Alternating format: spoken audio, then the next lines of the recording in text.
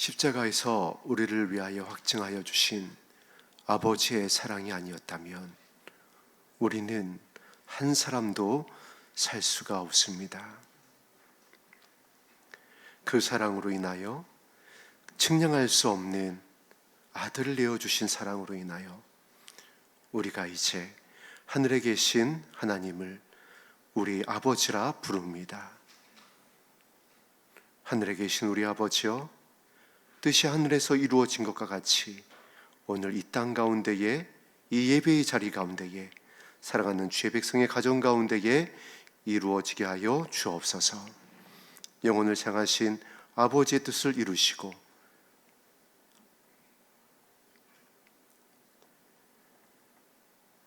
이 말세 지말에 깨어 기도할 수 있도록 은혜를 더하여 주시옵소서. 감사드리며 예수님 이름으로 기도드립니다. 아멘. 오늘 함께 나눌 말씀 누가복음 5장 말씀입니다.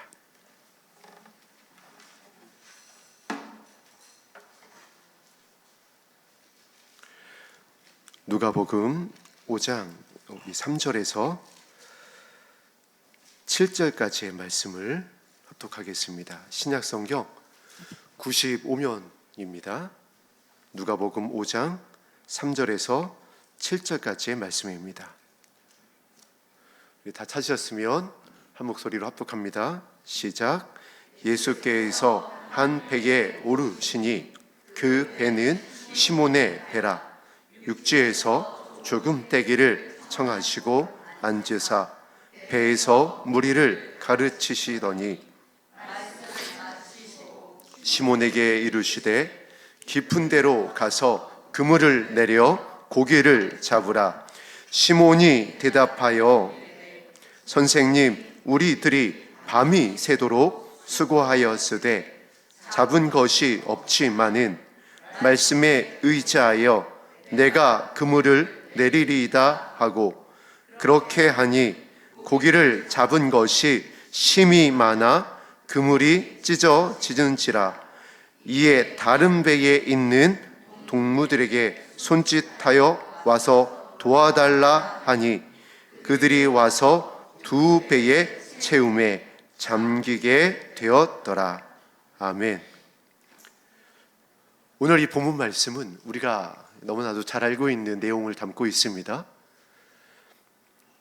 고기잡이 베드로가 하면서 이 교회학교 때 열심히 찬양했었던, 율동으로 찬양했었던 그 내용입니다. 고기잡이 베드로가. 그런데 오늘 이 본문 말씀을 살펴보니까 이것이 여러분 단순히 이런 기적이 있었다, 그래서 예수님의 말씀을 잘 순종하면은 또 우리에게 이런 기적이 일어나서 우리가 이 어떠한 재정의 풍요를 누릴 수가 있다, 이것을 교훈하기 위해서 오늘 이 본문을 기록하게 하셨을까요? 오늘 예수님께서 베드로를 부르시는 그 장면입니다. 그리고 베드로의 삶의 현장으로 들어오십니다. 그리고 베드로의 모든 상식과 경험과 지식을 깨뜨려 버리십니다. 우리가 알고 있다시피 그 이후에 내가 너를 사람을 낚는 어부가 되게 할 것이다. 이 베드로는 예수님의 부르심 앞에 무릎을 꿇습니다. 나를 떠나소서. 나는 죄인입니다. 이후에 베드로는 예수님께로부터 천국 열쇠를 허락받습니다.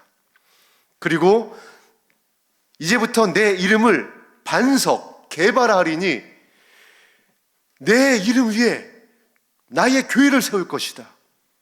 그런데 그 교회는 음부의 권세가, 이 사단의 권세가 공중 권세 잡은 악한 영들이 절대 해하지 못하는 영광스러운 교회가 될 것이다. 할렐루야. 우리 열린 하늘문교회가 그와 같은 교회 되기를 간절히 소망합니다. 거기서 끝이 아니었습니다. 이 베드로는 천국 열쇠를 허락받는 것에서 끝나지 아니하고 바다 위도 걷습니다. 그리고 예수님의 모든 은밀한 사역에 늘 함께 동행을 합니다. 그의 마지막은 십자가에 거꾸로 못 박히며 순교합니다. 그 베드로를 부르던 그 장면입니다.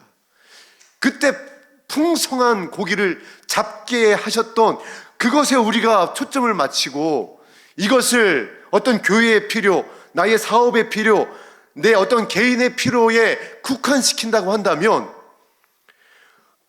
사람을 낚는 업으로 나아가게 하시는, 자라나게 하시는 아버지의 마음을 놓치게 됩니다. 바다 위도 걸어야 되고요. 물론 예수님을 부인하여 떠나기도 했습니다. 그러나 찾아오신 예수님의 사랑에 회복된 베드로는 성령이 임한 다음에 한 번 설교하니까 예수님의 언약의 말씀이 성취되어집니다. 사람을 낚는데 3,000명을 낚습니다.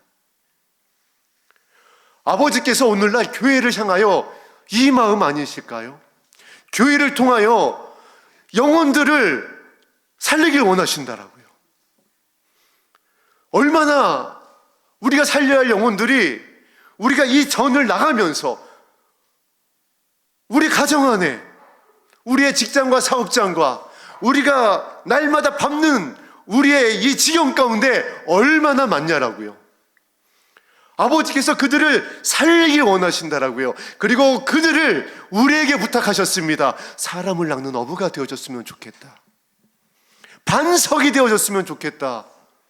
내가 나의 이름을 둘 수 있는 거룩한 교회가 됐으면 좋겠다. 베드로를 부를 때만 그와 같이 말씀을 하시고 부탁하신 것이 아니라 오늘 예수 그리스도의 신부가 되길 원하는 저와 여러분을 향하여 동일하게 부탁하고 계시다라고요. 특히 이 만물의 마지막이 가까이 온 이때에 너와 내 자녀를 살렸으면 좋겠다.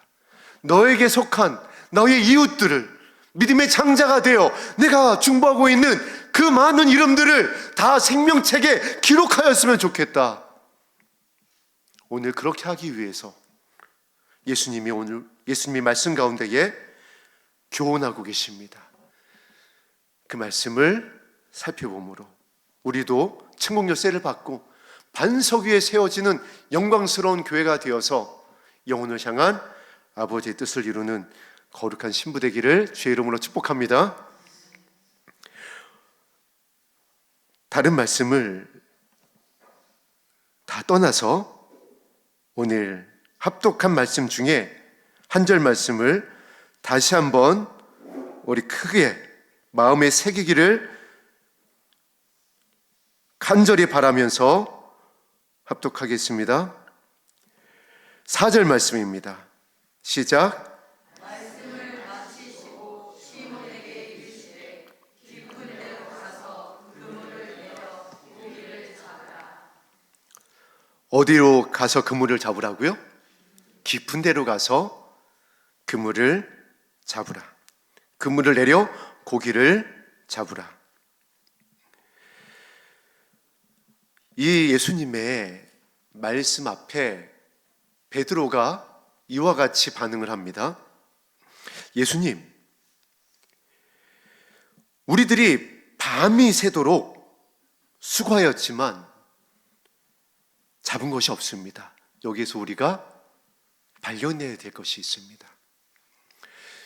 이 본문의 어떤 정황, 배경을 살펴보면 베드로의 열심을 발견할 수가 있습니다. 그물을 한두 번 내린 게 아닙니다. 얼마 동안 내렸다라고요? 날밤 샌 겁니다. 밤이 새도록. 이 베드로가 그와 같이 열심을 낼 수 있었던 것, 이때까지 한 마리도 못 잡았어요. 물론 이것은 이제 예수님의 어떤 연출입니다. 잡지 못하게 하신 거예요. 근데 여러분, 이것이 말씀 서두에 나누었듯이 베드로에게 국한된 것이 아닙니다. 오늘 저와 여러분들을 향한 말씀입니다. 밤이 새도록 그물을 내렸지만 잡지 못했다. 이게 사실 말이 안 되는 거거든요. 예수님께서 이러시면 안 되십니다. 할렐루야, 우리 원영석 집사님, 이러시면 아니 되십니다. 아니, 베드로가 여러분 이 당시에 처자식이 있었습니다. 성경에서 그 부분을 자세하게 나타내고 있지 않지만 발견할 수 있는 부분이 있어요. 베드로의 장모님이 열병에 걸렸을 때에 그 소식을 듣고 예수님이 가서 고쳐준 사건이 있습니다. 베드로에게는 아내가 있었어요. 그리고 그 당시에 베드로의 나이를 봤을 때 자녀도 있었습니다. 처자식이 있었다라고요. 먹여 살려야 되는데 고기가 안 잡히는 겁니다. 밤이 맞도록 내렸는데 고기가 안 잡히는 거예요. 여기서 발견하는 것, 베드로는 삶의 현장에서 누구를 섬기고 있었던 거죠? 아내와 자녀를 섬기고 있었습니다. 일하기 싫은 자는 먹지도 말라. 친족을 돌보지 않는 자는 누구보다 악하다? 불신자보다 악하다. 가장이 되시는 우리 남편분들이 계실 겁니다.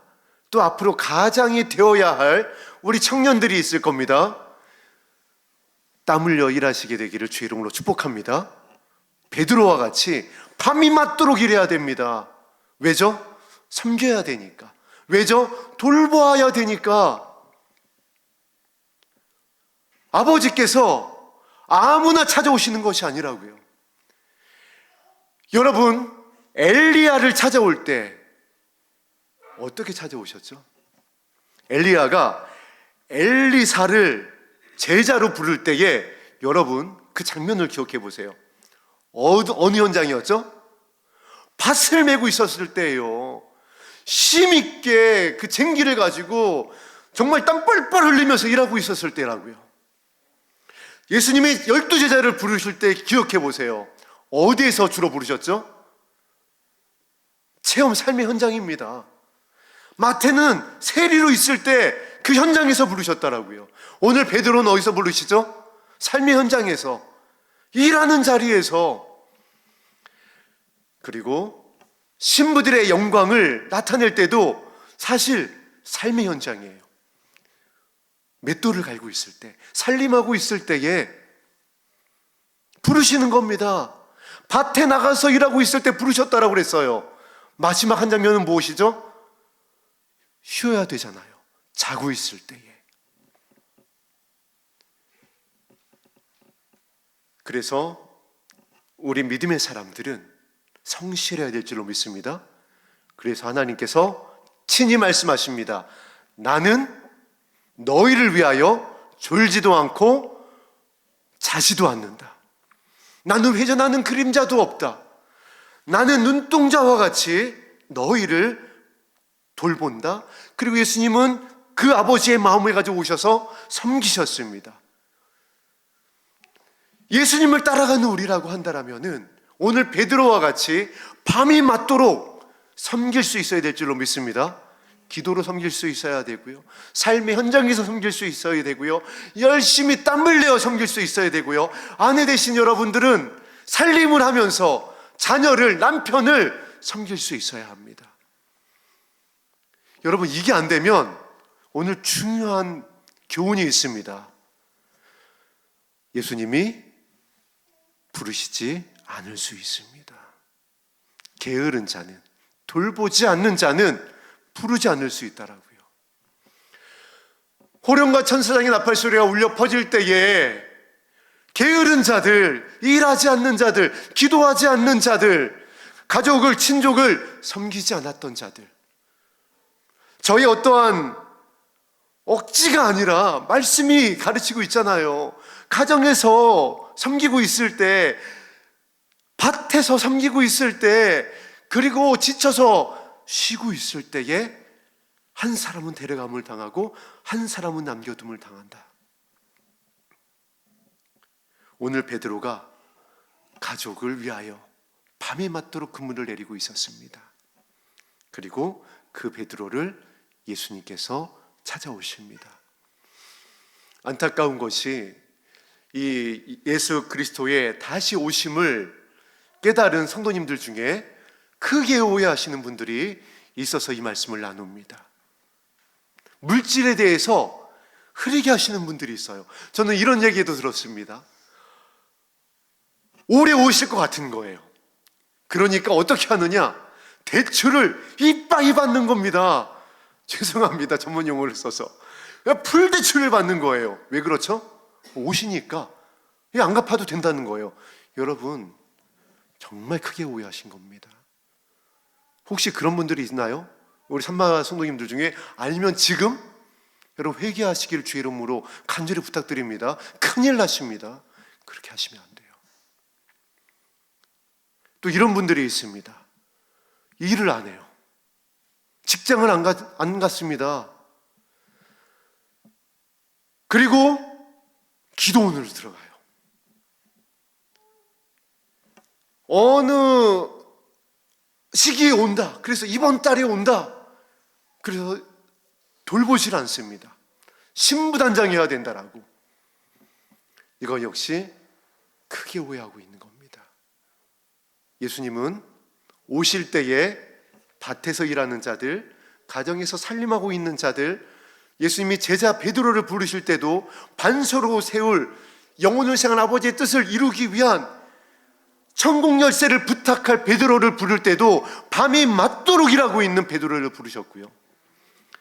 선지자 엘리야도 엘리사를 제자로 부를 때에 밭을 갈고 있을 때 불렀습니다. 신구약을 넘나들고 아버지의 뜻을 이루고 있는 자는 일하는 자들이었어요. 한 사람 더 예를 들어볼까요? 그럼 여기서 끝이 납니다. 하나님의 마음에 합한 사람 다윗. 하나님께서 언제 그를 찾으셨다라고 그랬죠? 광야에서 양을 치고 있을 때였습니다. 그것도 버림받은 모습으로. 그렇잖아요, 여러분. 위로 형이 7이 있었습니다. 형들 다 뒤로 하고 막내를 양을 치러 내보낸 겁니다. 아니 고민하고 사자가 나오는데, 그래서 다윗이 그 막 결투를 벌이는 거예요. 그래, 너 죽고 나 죽자. 내가 어차피 이리 죽나 저리 죽나. 저는 잘 이걸 모를 때는 막내가 양을 치는 거였나 보다 그랬어요. 근데 여러분 안 그렇습니다. 구약을 보세요. 요셉을 보세요. 형들 양치러 보낸 겁니다. 요셉은 집에 있었어요. 형들은 10명의 형들을 다 양치러 보냈어요. 왜냐하면 광야에서는 맹수가 나오기 때문에 그렇습니다. 그래서 형들을 몽땅 보낸 거예요. 그래야 방어할 수 있으니까, 보호할 수 있으니까. 그런데 다윗은 혼자 보냈어요. 그거 죽으라는 거예요. 버림받은 겁니다. 그런데 그 가운데서도, 그 비참한 가운데서도 다윗은 양을 쳤어요. 아버지의 양들을 열심히 쳤습니다. 목숨을 걸고 쳤어요. 그런 다윗을 하나님이 뭐라고 부르셨다라고요? 내 마음에 합한 자다. 그런데 일을 안 해요? 그런데 가족을 안 돌봐요? 그런데 풀대출을 받아요? 하나님 마음에서 크게 벗어났습니다. 크게 미혹되셨어요. 정말 돌이키셔야 됩니다.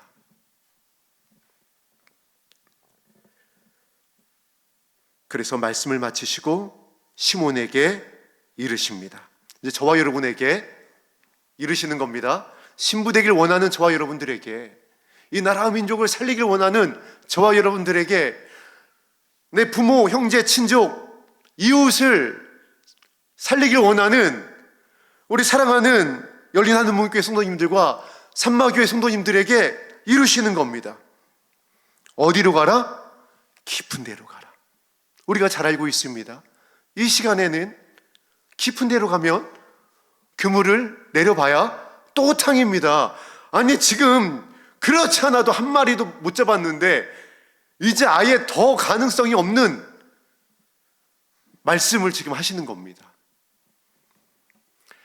이걸 어떻게 비유하면 좋을까요? 우리에게 하시는 말씀이니까 정확히 이렇게 이제 표현을 하겠습니다. 우리가 신부되기 위하여서 열심히 여러 가지 우리의 기도가 있었습니다. 그리고 마음의 간절함이 있었어요. 그래서 취하는 것들이 있습니다. 하나님의 음성 듣기도 원했고 어떠한 감동받기도 원했고, 그래서 여러 어떤 목사님들의 말씀과 그다음에 어떤 정보와 이런 것들을 취합을 합니다. 그리고 그것이 또 정말 말씀이 그러한지 해서 또 말씀으로 다 이렇게 검증도 합니다. 그래서 각 신부되기 원하는 우리 성도님들이 모르긴 몰라도 어떠한 이 기준들이 있어요. 이렇게 하면 우상 숭배다.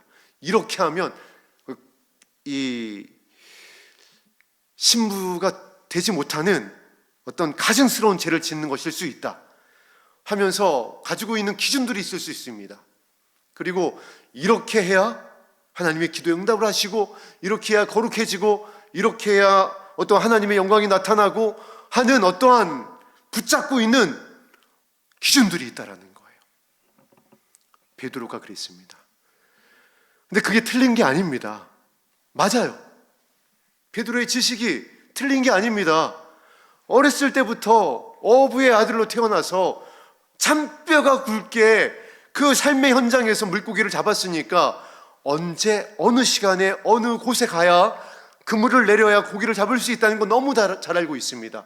우리가 그동안 예수 그리스도의 신부가 되기 원하는 간절한 마음을 가지고 있었기에, 그래서 많은 설교를 듣고 많은 기도를 하고 열심을 내고 정보를 취합을 하고 많은 목사님의 설교를 듣고 인터넷에서 블로그에서 여러 글들을 또 감동받은 것들을 나누고 하면서 그렇게 주님을 따라왔습니다. 이게 틀린 거 아닙니다. 예수님께서 아버지께서 선하심으로 그들을 그 상황에 맞게 그 연약한 가운데로 어떻게 보면 그들의 기질대로 그렇게 조명하여 주시고 감동하여 주시고 이끌어 오신 거 맞아요. 그래서 살게 하셨고 오늘 이 자리까지 오게 하셨습니다. 할렐루야. 그런데 이제 한 가지를 더 부탁하시는 겁니다. 어떤 것을 부탁하신다라고요? 깊은 데로 가라. 이게 무슨 의미일까요?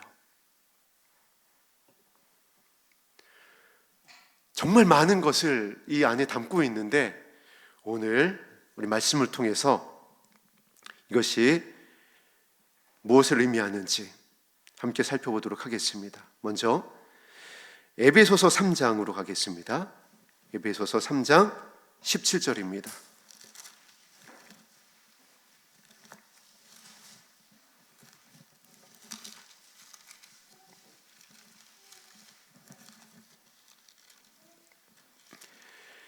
에베소서 3장 17절, 18절 우리 두 절 말씀을 합독하겠습니다. 시작.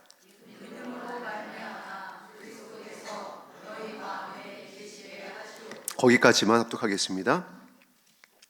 신약성경 312면입니다.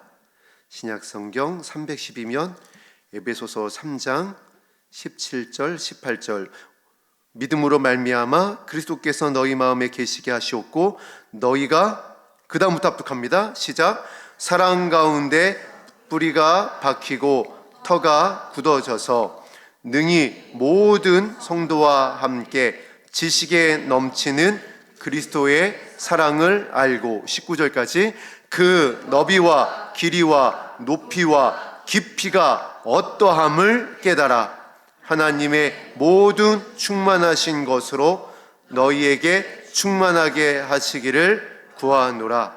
아멘. 정말 중요한 말씀이죠.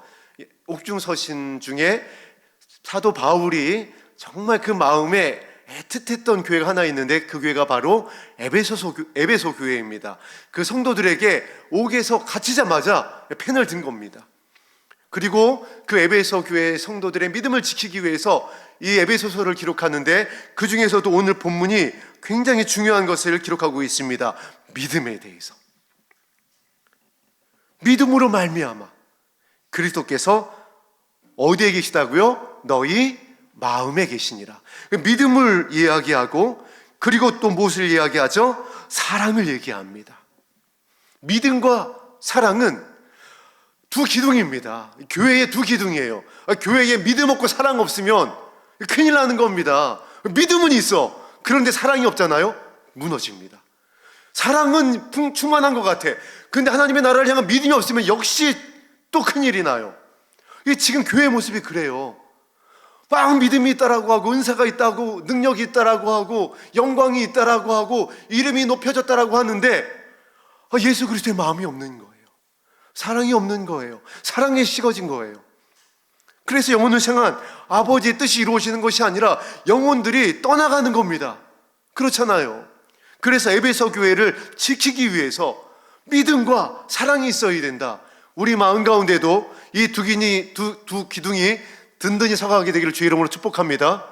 그리고 그것에 대해서 이렇게 편지를 이어갑니다. 19절에 그 너비와 길이와 높이와 깊이가 어떠함을 깨달아야 된다. 그 사랑과 그 믿음이 어떠해야 함을 깨달아야 된다 하는데 여기에서 깊이가 어떠함을 깨달아야 된다라고 그러죠. 여기에서 썼던 헬라어 원어가 오늘 예수님께서 베드로 깊은 데로 가서 그물을 내려라 할 때에 그 단어를 같이 사용을 했습니다. 그리고 바울이 그 단어를 지금 또 인용을 하고 있는 겁니다. 교회는 하나님의 사랑에 무엇을 알아야 된다? 깊은 것을 알아야 된다. 깊은 것을 깨닫지 못하면 선하신 아버지의 그 마음, 십자가에서 확증하신 아버지의 사랑, 아들을 내어주시기까지 살리기를 원하시는 그 아버지의 마음을 깨닫지 못하잖아요. 그럼 어떠한 모습으로 우리의 모습이 드러나냐면 모양만 있어요. 능력이 없는 겁니다. 여러분, 능력이 무엇이죠? 이 성경에서 능력을 표현하는 단어를 무엇을 썼는지 우리가 알고 있습니다. 두나미스, 다이너마이트입니다. 폭발하는 거예요. 뒤집어 엎어버리는 겁니다. 그냥 게임 체인저예요. 끝내버리는 거예요. 하나님의 나라로 뒤집어 엎어버리는 겁니다. 이 가시와 엉겅퀴가 저주가 있는 이 땅을, 그리고 미혹받아서 사랑이 식어지고 떠나가고 있는, 믿음마저 희미해지고 있는 이 교회를 하나님의 마음을 알게 되어지면요 어떻게 되는 거죠? 다시 회복시킬 수 있는 거예요. 할렐루야. 그래서 바울이 에베소 교회를 향하여 이것을 깨달아야 합니다. 바울이 이것을 깨닫고 있으니까 옥에 갇혀서도, 그렇게 맞고 나서도, 만신창이가 되어서도, 갇힌 자 중에서도 그 깊은 아버지의 사랑을 아니까 무엇을 하죠? 찬송을 해요. 찬양을 하는 겁니다. 신라와 함께 감사하고 찬양하고. 지금은 뭐하고 있죠? 교회를 향해 편지를 또 쓰는 거예요. 믿음에 대해서, 사랑에 대해서. 바울이 공부를 많이 해서 은사를 충만하게 받아서 할 수 있는 거 아니라고요. 예수 그리스도의 심장이 있기 때문에, 아버지의 사랑을 깨달았기 때문에. 우리 한 군데 더 살펴보겠습니다. 고린도전서 2장 10절입니다. 로마서로 가겠습니다. 로마서 11장 33절입니다. 로마서 11장 33절 말씀입니다. 우리 한 절 말씀만 합독하겠습니다. 로마서 11장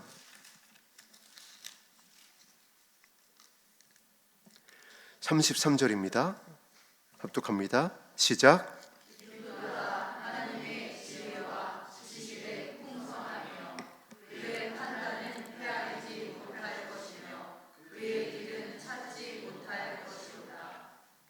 바울이 이제 이걸 로마 교회를 향해서 쓴 내용 중에 기록한 말씀입니다. 하나님의 지혜와 지식의 풍성함을 무엇으로 편지하고 있죠? 깊도다. 역시 같은 단어입니다. 하나님의 지혜와 지식의 풍성함이 깊도다. 그리고 여러분, 예수님께서도 이 단어를 말씀하시며 우리에게 비유로 가르쳐 주셨습니다. 우리의 마음밭에 대하여서 알려주실 때에 너희의 마음이 깊지 못하면, 마음이 깊지 못하여서, 흙이 얕아서 거기에 씨가 떨어지니까 어떻게 됐다라고요? 깊지 못하니까 새들이 와서, 까마귀가 와서, 사탄이가 와서, 근심 걱정이 와서, 이 바람이 불고 창수가 나니까 흔적도 없이 사라지고 다 쪼아먹고 열매를 맺지 못한다라는 겁니다. 이 성도의 마음을 예수님께서 비유로 말씀하시면서 이 말씀하신 겁니다.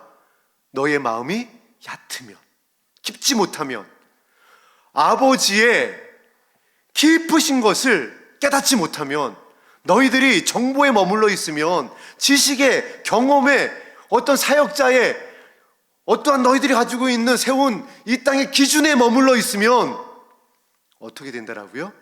무너진다라고요. 빼앗긴다라고요. 열매를 맺지 못한다라고요. 그런데 이거 부인할 수가 없잖아요. 지금 교회를 보자고요. 아니, 저와 여러분들의 모습을 보자고요. 어떠하신 것 같나요? 마음이 어떤 것 같으세요, 여러분? 마음이 깊어서, 깨달아서, 풍성해서, 반석이어서 유동함이 없어야 되잖아요. 왜죠? 문 밖에 지금 예수님 와 계시는 이때인데, 이제 예수님이 이 손을 딱 내미시면 밀어서 여시던지 당겨서 여시던지, 요즘은 또 이렇게 이제 슬라이딩이 있죠. 이렇게 해서 여시던지, 어쨌든 지금 이런 때인데 지금 점검해 봐야 되잖아요. 그리고 여러분의 마음이 얕은 것 같다, 그리고 아직도 깨닫지 못한 것 같다, 그러면 어떻게 해야 되는 거죠? 예수님이 뭐라고 하셨어요? 말씀을 통해서 방법이 없다. 너희는 이제 대책이 없다. 너희들은 다 남겨놓을 수밖에 없다라고 하셨던가요? 나의 이름을 불러라. 할렐루야. 나의 이름을 불러라. 세리와 같이, 창기와 같이 심령이 가난하게 돼서 이제 바울과 같이 내가 세웠던 그동안의 모든 기준들은 다 배설물과 같이 버려버리고 이제 어떻게 해라? 나의 이름을 불러라.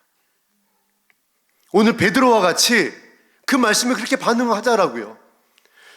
밤이 맞도록 금을 내렸지만 열매를 맺지 못했다라고 한다면, 내가 그동안 열심을 가지고 특심을 가지고 기도하고 금식하고 부르짖고 어떤 기준들을 세워가고 정보를 취합하고 감동과 정보와 어떠한 말씀과 꿈과 환상을 가지고 왔지만은 여전히 열매 맺지 못하고 있다라고 한다면 무엇을 말씀하시는 거죠? 깊은 곳으로 가라. 이 말씀 한 절 확인하고 말씀을 마무리하겠습니다. 고린도전서 2장 10절입니다.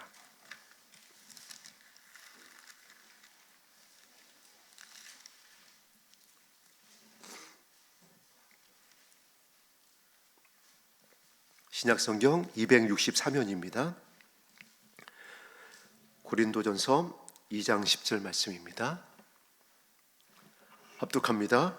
시작.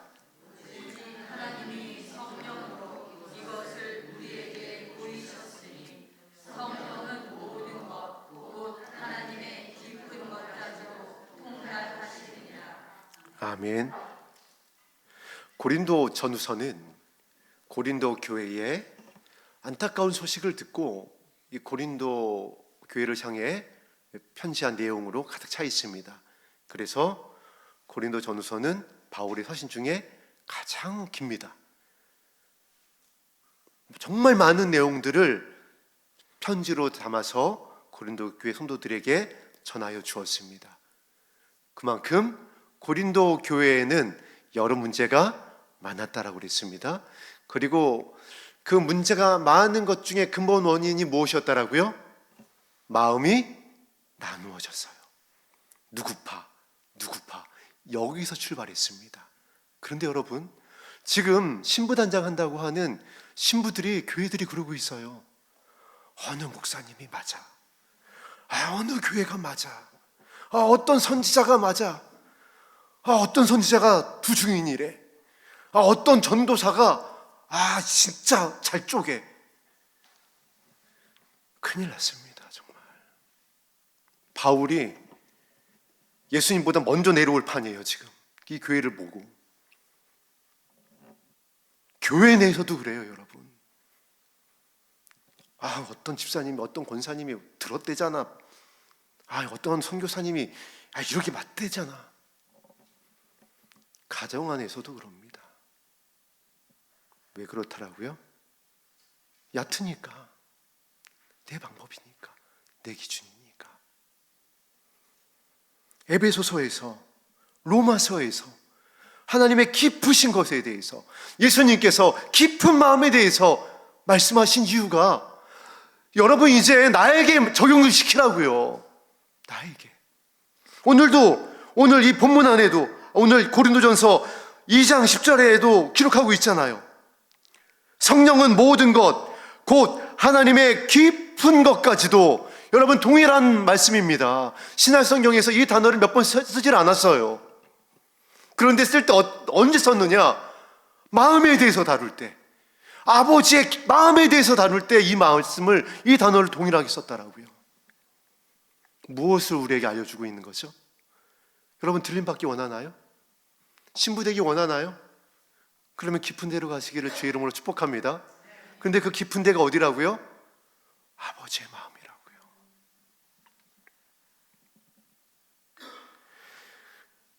그리고 감사하게도 그 아버지의 마음은 성령을 통하여 알게 하여 주실 것이다.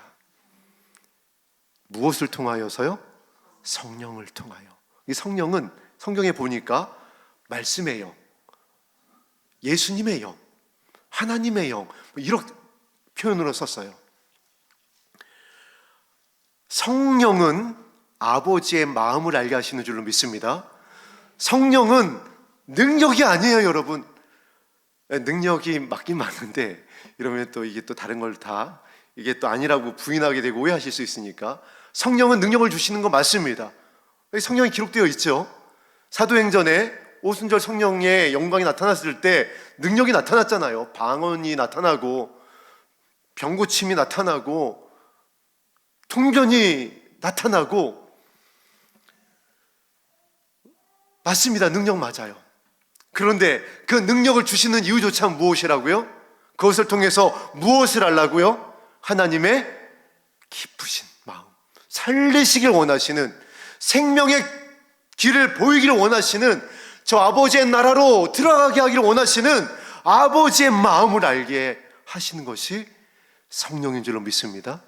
그래서 바울이 고린도전서 3장 2장 10절을 통하여 그 막 나누어져 있었던, 누구파하고 내가 맞다 네가 맞다 하고 지금 심각한 가운데 있었던 고린도 교회를 향하여 그것을 치료할 수 있는 특약 처방을 내려주신 겁니다. 그럼 지금 이 교회도 마찬가지잖아요. 우리에게 마찬가지라는 겁니다. 오직 하나님이 성령으로 이것을 우리에게 보이셨으니. 그렇잖아요. 모든 성경은 하나님의 마음으로 기록된 겁니다. 살리기를 원하시는 아버지의 마음, 온유와 겸손으로. 그래서 이거를 우리가 사랑의 러브레터라고 부르잖아요. 그런데 이 말씀을 전한다, 맡았다는 자들이 왜 이렇게 날카로워요? 왜 이렇게 차가워요? 왜 이렇게 무서워요? 사나워요? 여러분, 정말 크게 오해하고 있는 거 아닐까요? 그래서 그렇다라고 한다면은 다시 우리 사랑하는 성도님들에게 부탁드립니다. 누구의 이름을 부르라고요? 만왕의 왕, 우리의 신랑, 하나님의 어린 양이신 예수님의 이름을 부르세요.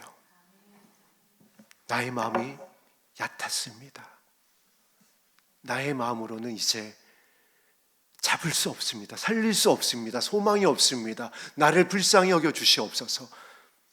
나의 마음의 중심이 그래도 하나님의 나라를 소망하며 영광 앞에 서기를 원했었던 나의 이름을 기억하여 주시옵소서. 그러면 약속하셨죠? 어떻게 하시겠다라고요? 내가 고아와 같이 버려두지 아니하고 진리의 영을 부어 주어서 그가 나와 함께 아버지 집에 있게 할 것이다. 할렐루야. 이것이 오늘 베드로를 부르시면서 그 현장에서 예수님이 우리에게 알려주시는 교훈입니다. 저와 이름을 부르셨을 때에 또 이제 호령과 천사장 나팔 소리가 울려 퍼질 때 우리를 불러 올리실 거잖아요. 그럴 때 어떠한 자들이 그 영광 앞에 설 수 있는지 우리 본문으로 돌아가겠습니다. 누가복음 5장 3절에서 7절입니다.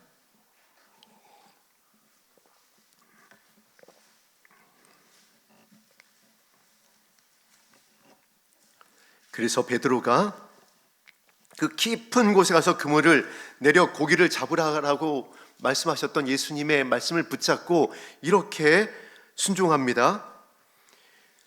시몬이 대답하여 이르되 선생님, 우리들이 밤이 새도록 수고하였으되 잡은 것이 없지만은 말씀에 의지하여 내가 그물을 내리리이다 하고 예수님의 이름을 부르며 하나님의 나라를 소망하며 내가 아버지의 집에서 아버지의 국류를 기다리겠습니다. 나를 불쌍히 여겨 주시옵소서. 교회가 그렇게 될 때, 신부들이 그렇게 될 때, 저와 여러분들의 마음이 그와 같이 되어질 때 어떻게 되는 거죠? 그렇게 하니 고기를 잡은 것이 힘이 많아 그물이 찢어지는지라. 기생 라합이 그렇게 했을 때 그 가정 안에 그 친족들을 다 살릴 수가 있었던 겁니다. 노아가 그렇게 했을 때에 방주 안에 자신의 아내와 세 아들과 며느리를 태울 수 있었던 겁니다. 아브라함이 그 마음으로 중보했을 때 조카 롯과 두 딸을 살릴 수가 있었던 겁니다. 여러분, 같은 말씀 아닌가요? 여러분, 우리가 이제 정말 이거 분별하자라고요. 이 자리에 모인 이유가 다윗과 같이 단 한 가지 소원이잖아요. 예수님의 신부 되는 거, 영광에 참여하는 거. 그렇다라고 한다면 말씀을 의지해야 되잖아요. 나의 옳다함이 아니라. 그렇게 하니 물고기를 잡은 것이 힘이 많아 그물이 찢어지는지라. 아버지께서는 지금 이것을 우리에게 부탁하고 계십니다. 내 가정에 너와 네 자녀가 다 살았으면 좋겠다. 이 열린 하늘문 교회에 맡긴 영혼들을 다 살렸으면 좋겠다. 우리 산마교회 성도님들과 성마교회 성도님들이 기도하는 그 믿음의 건석들이 다 살았으면 좋겠다.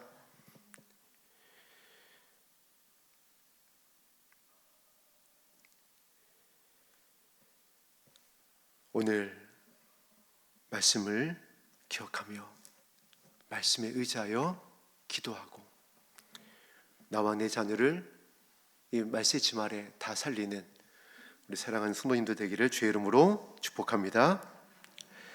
오늘 우리 들었었던 찬송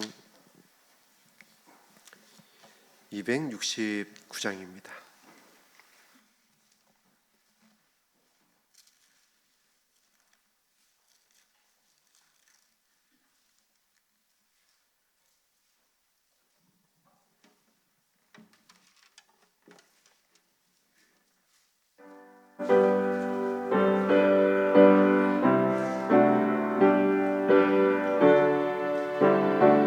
온 백성이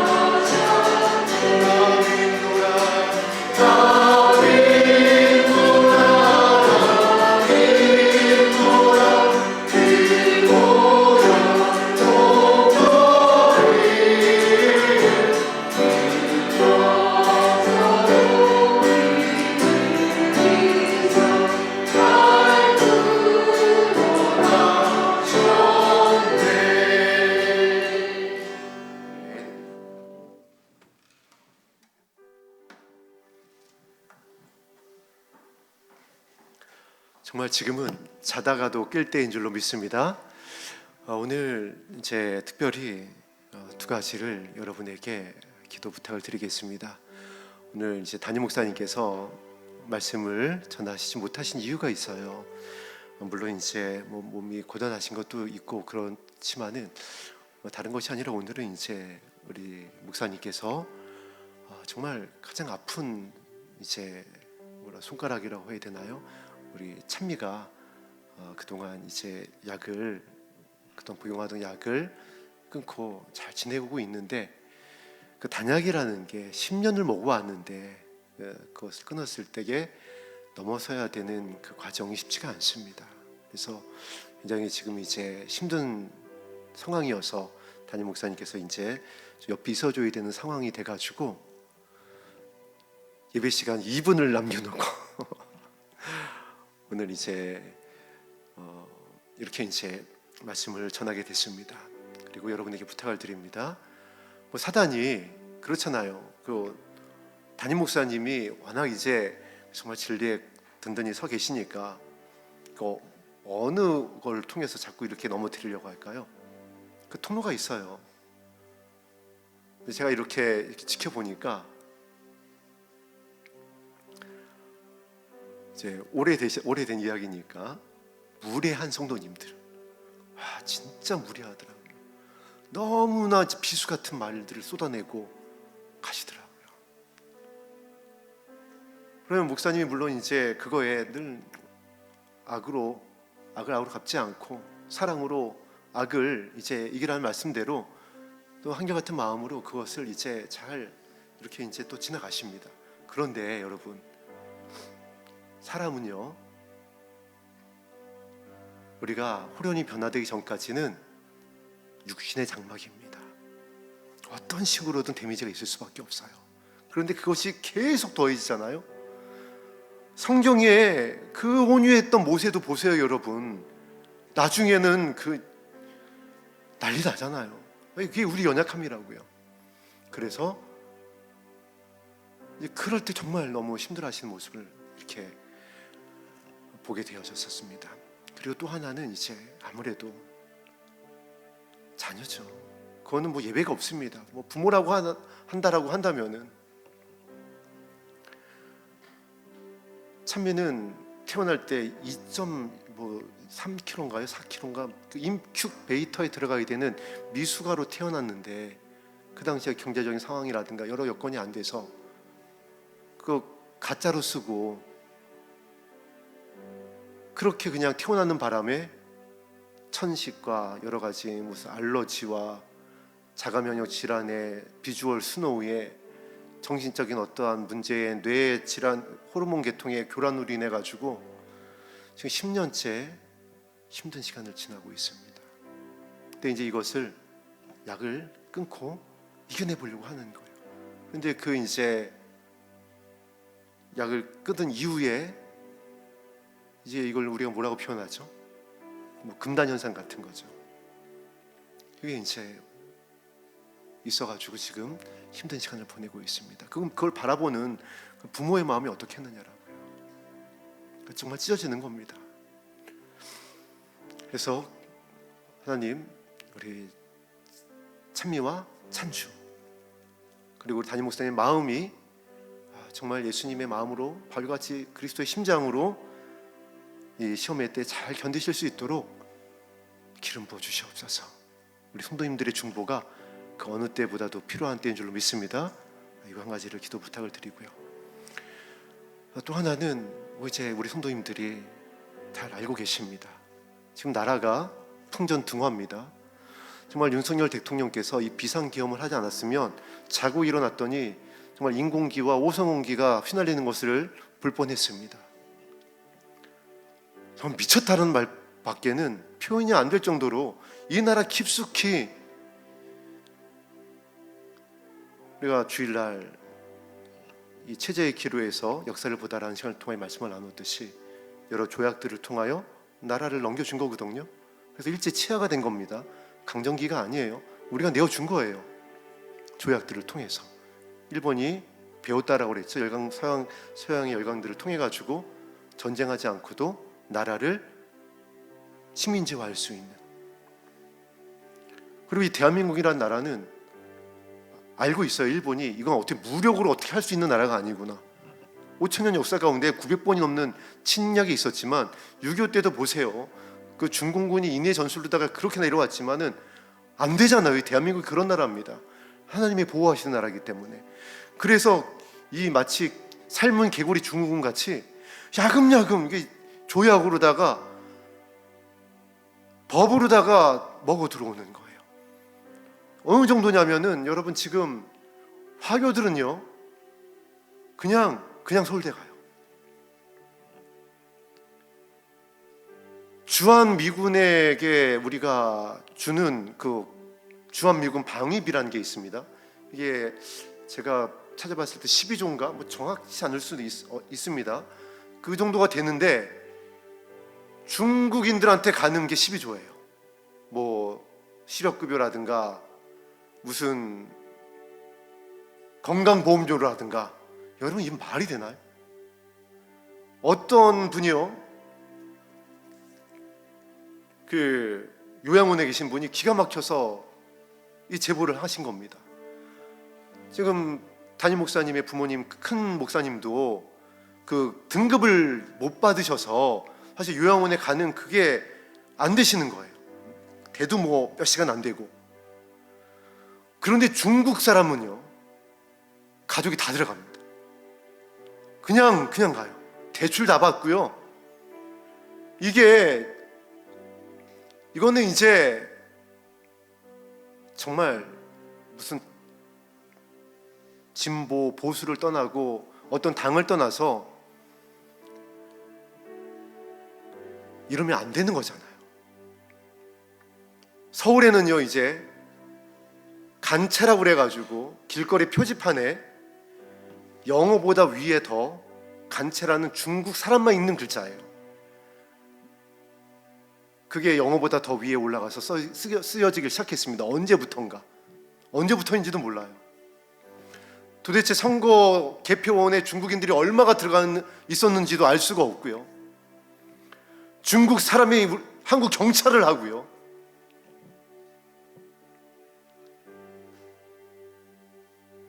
그래서 이것은 진영의 문제가 아니라 반국가 세력과의 전쟁이라는 겁니다. 체제의 기로에 서 있다라는 거예요. 그래서 역사를 보라는 겁니다. 말씀을 보라라는 거예요. 무엇이 옳은 것인지. 나라와 민족을 위해서 우리 윤석열 대통령이 성경을 읽기 시작을 했습니다. 사람을 김진동 목사님께 보내서 목사님의 친필 사인도 부탁을 하고, 그래서 목사님께서 시편의 그 촉과 같은 그 성경 말씀을 써서 성경을 보내서 성경을 읽고 계세요. 하나님께서 깊이 만나 주시옵소서. 대통령이 기도하면 끝나는 거 아닌가요? 여러분 그렇잖아요. 윤석열 대통령이 나라 민족을 위하여 하늘의 하나님께 주의 이름으로 기도하면 이건 끝나는 거예요. 하나님께서 대통령을 만나 주시옵소서. 하나님의 정의와 공의가 부어지게 하여 주시옵소서. 성령의 기름을 부어 주시옵소서. 그리고 정말 우리가 교회를 위해서 기도해야 될 것 같습니다. 어떻게 교회가 이렇게 잠잠한가요? 목사님들이 장로님 눈치 보고 성도님들 눈치 보고 말을 못 하십니다. 어느 목사님이 좀 엇비슷하게 얘기했다가 난리가 나니까 사과하고 해명하느라가 또 난리가 아니에요. 아니, 한 역사 강사님도 피를 토하잖아요. 본인 노사모였지만 지금 나라가 망하게 생겼는데 강사가 문제고 자신의 그 무슨 연봉이 문제고 직장이 문제냐고 목사님들에게 호소하더라고요. 아니, 이 나라가 공산화되면 제일 숙청 1호입니다. 목사님들, 전도사님들, 우리 믿음의 사람들이. 나라가 있어야, 이 자유 대한민국이 있어야 교회도 있는 거고 우리 신앙의 자유도 있는 것이고요.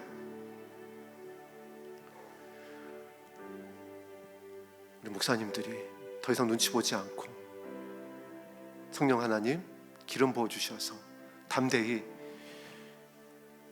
반국가 세력과의 전쟁을 선포할 수 있도록, 하나님 나라를 선포할 수 있도록, 옳은 것을 선포할 수 있도록 은혜를 더하여 주시옵소서.